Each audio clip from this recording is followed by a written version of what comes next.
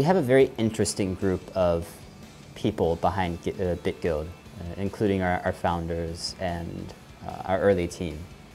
So myself, I've been involved with virtual currencies since the late 1990s, which I was very young.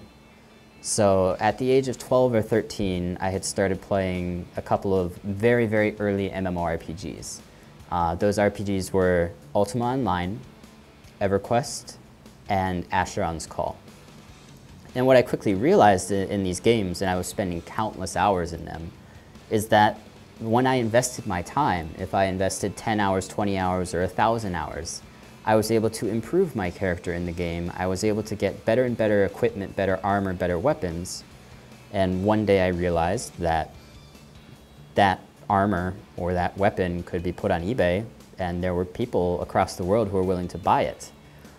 So once I figured that out, I started my own small little business of buying and selling and trading virtual gold, virtual items, accounts, power leveling services, and was able to make, at least enough money to buy myself a new computer when I was 13, which was all I really wanted at the time. Later on, in about 2007 or 2008, this was before Bitcoin came about, there is a great game called World of Warcraft. And World of Warcraft dwarfed every other MMORPG to date in size and scale and player base. And at that time, I was studying abroad in China. It was my sophomore or junior year of college, and I was studying abroad, and I was playing a lot of World of Warcraft myself. And I realized that the economy for the virtual items created by World of Warcraft was going to be bigger than anything we had ever seen by a massive scale. And at that point in time, China had entered into the industry as the place to mine or farm virtual currencies. Again, this is pre-Bitcoin. So I started a company there in 2007 or 2008 that basically sold items in World of Warcraft and grew that to a fairly sizable scale. Unfortunately, that market was always considered gray market. So it was against the terms of service for companies like Blizzard to buy and sell their items, and it was very much frowned upon. In these big gaming ecosystems, the game developer did not really feel that the player should have any rights to the items that they owned in-game. And there are numerous cases of lawsuits, of people buying, selling, and trading their own video game items that they had received in the game and paying millions of dollars in legal settlements because when they logged into World of Warcraft, they clicked on a EULA or a terms of service that said, you are purchasing a right to play our game and a right to the items within that game, but you at no point in time own those items. And so for us, trying to work in this business, it was not allowed. And so we'd get our accounts banned, we'd lose all this gold, and from a business perspective, it wasn't a viable business model. So in 2010, we actually started looking into free-to-play gaming. And free-to-play gaming had gotten really big in Asia, especially China and Korea. There were these companies that were making games in Flash that could be played in a browser with no download required, that were making millions of dollars a month.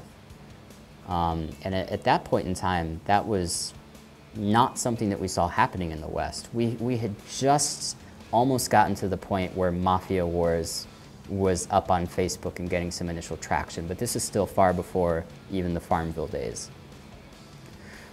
So we built a company called Reality Squared Games, where we were licensing browser games that were developed in China, and we were localizing them in the West, and we were publishing them on our website, and we were able to grow that business over 5, 6, 7 years to become an international developer and publisher of free-to-play games.